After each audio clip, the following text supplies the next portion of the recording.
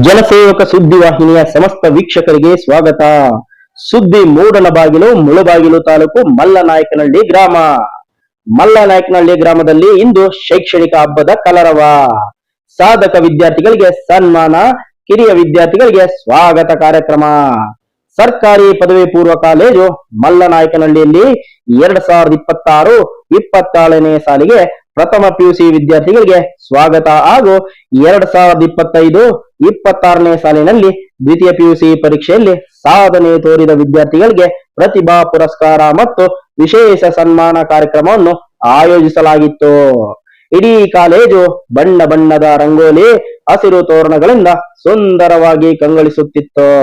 ಇದಕ್ಕೆ ಮುಖ್ಯ ಕಾರಣ 2025-26ನೇ ಸಾಲಿನಲ್ಲಿ ವಿದ್ಯಾರ್ಥಿಗಳ ಸಾಧನೆ ಮತ್ತು ಹೊಸ ವಿದ್ಯಾರ್ಥಿಗಳಿಂದ ಸಾಂಸ್ಕೃತಿಕ ಕಾರ್ಯಕ್ರಮಗಳು ಜೊತೆಗೆ ಶಾಲಾ ಆಡಳಿತ ಮಂಡಳಿ ಕಾರ್ಯಕ್ರಮದಲ್ಲಿನ ವಿಶೇಷ ಅತಿಥಿಗಳ ಕೊಡುಗೆ ಕಾರಣವಾಗಿತ್ತು.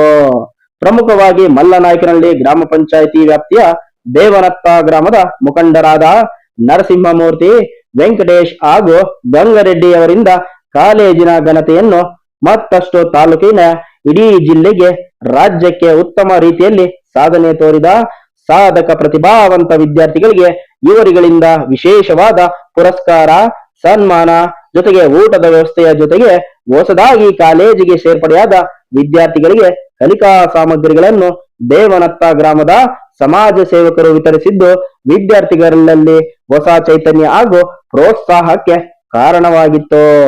ಕಳೆದ 2025-26ನೇ ಸಾಲಿನಲ್ಲಿ ಸರ್ಕಾರಿ ಪದವಿ ಪೂರ್ವ ಕಾಲೇಜಿನಲ್ಲಿ ವ್ಯಾಸಂಗ ಮಾಡಿದ ದ್ವಿತೀಯ ಪಿಯುಸಿ ಪರೀಕ್ಷೆ ಎದುರಿಸಿದ 42 ವಿದ್ಯಾರ್ಥಿಗಳಲ್ಲಿ 41 ವಿದ್ಯಾರ್ಥಿಗಳು ಉತ್ತೀರ್ಣರಾಗಿದ್ದು, ಅದರಲ್ಲಿ 18 ಜನ ವಿದ್ಯಾರ್ಥಿಗಳು ಉನ್ನತ ಶ್ರೇಣಿಯಲ್ಲಿ ತೇರ್ಗಡೆಯಾಗಿದ್ದು, ಅದರಲ್ಲಿಯೂ ಸಹ ವಿಶೇಷವಾಗಿ 18 ಜನ ಸಾಧಕರು ಸಹ ಹೆಣ್ಣು ಮಕ್ಕಳೇ ಸಾಧನೆಯಲ್ಲಿ ಮುಂದಿದ್ದು, ಸರ್ಕಾರಿ ಪದವಿ ಪೂರ್ವ ಕಾಲೇಜು ಮಲ್ಲನಾಯಕನಹಳ್ಳಿ ಇಡೀ ಜಿಲ್ಲೆಯಲ್ಲೇ ಸರ್ಕಾರಿ ಕಾಲೇಜುಗಳ ಸಾಧನೆಯಲ್ಲಿ 2ನೇ ಸ್ಥಾನದಲ್ಲಿ ನಿಂತಿದ್ದು, ತಾಲೂಕಿನಲ್ಲಿ ಪ್ರಥಮ ಸ್ಥಾನದಲ್ಲಿ ನಿಂತಿದೆ.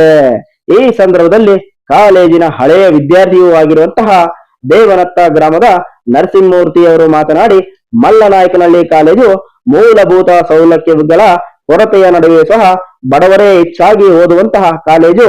ಶೈಕ್ಷಣಿಕ ಸಾಧನೆಯನ್ನು ಸರ್ಕಾರ, ಅಧಿಕಾರಿಗಳು, ಜನಪ್ರತಿನಿಧಿಗಳು ಕಾಣಬೇಕಾಗಿದೆ.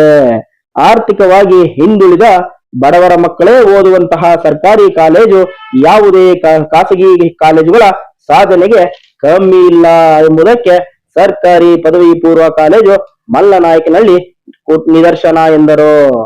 ಕೋಟಿ ಕೋಟಿ ಹಣ ಹೊಂದಿರುವುದು ಶ್ರೀಮಂತಿಕೆ ಅಲ್ಲ, ತಮ್ಮಿಂದ ಎಷ್ಟು ಜನರಿಗೆ ಸಹಾಯ ಮಾಡಬಹುದು ಎಂಬುದು ಹೃದಯ ಶ್ರೀಮಂತಿಕೆ ಇರಬೇಕು ಎಂದು ಹೇಳುತ್ತಾರೆ.